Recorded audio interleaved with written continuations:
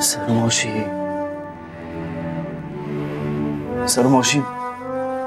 Sorry. तू का sorry म्हणतोस? Baby त्याच्या वतीनं म्हणतो.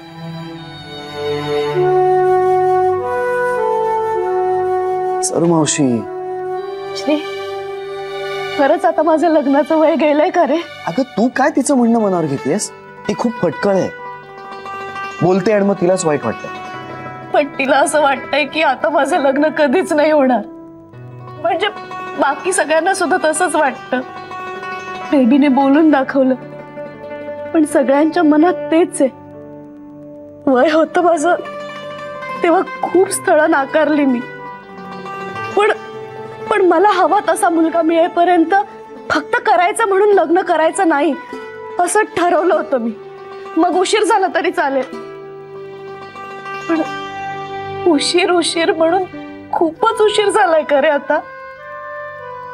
खरंच अगदीच अशक्य आहे का रे माझं लग्न होणं? आता आई होणं तर शक्य नाहीये, पण बायको सुद्धा नाही झाले ना तर मुक्ती नाही मिळणार मला. माझा आत्मा असा भटकत राहील. आणि असं काही झालं तर वडाशी लग्न लावून देशील ना रे वासुश्री? काय बोलतेस हे? सगळ्यांनाच तसं वाटतं, म्हणजे त्यात काहीतरी तथ्य असणारच ना. सगळ्यांना म्हणजे कोणाला? सगळ्यांनाच. नाही, मला नाही वाटत तसं. जान्हवीला सुद्धा नाही वाटत. तिला तर पहिल्यापासून असंच वाटतंय की तुझं लग्न व्हायला हवं. अगं म्हणून तर तिनं केवढी खटपट केली होती तुझ्या लग्नासाठी. तेव्हा सुद्धा मीच मूर्खपणा केला. मावशी, मुद्दा तो नाहीये. मुद्दा हा आहे की तिला सुद्धा तुझं लग्न व्हायला हवं. खरंच असं वाटतं तुला श्री? हो, आणि आय्याजीला सुद्धा असंच वाटतंय. खरं बोलतोयस की मला बरं वाटावं म्हणून बोलतोयस? माझ्यावर विश्वास आहे ना? हो. मी ना तुला एक प्रॉमिस करतो, पुढच्या वर्षभरात तुझं लग्न निदान जमलेलं तरी असेल.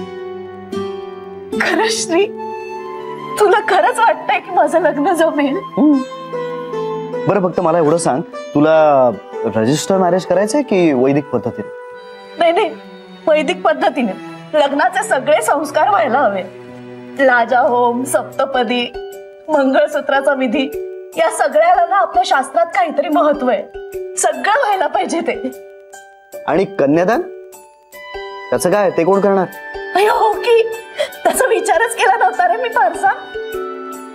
आईंनी केलं ना तर खूप आवडेल मला. मुलीसारखं वाढवलंय त्यांनी मला. किंवा ताई आणि भाऊजींनी केलं ना तरी चालेल. ताई माझी ताई कमी आणि आईच जास्त आहे.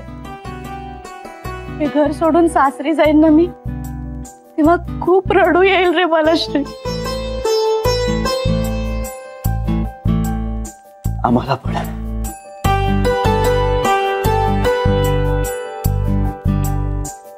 माहितीये मला. मी सासरी गेल्यावर आईचं कसं होईल कुणास ठाऊक. हिंदू वहिनी, शरी आणि बेबी सुद्धा. आता बोललीये मला, पण मी गेल्यावर करमणार नाही तिला.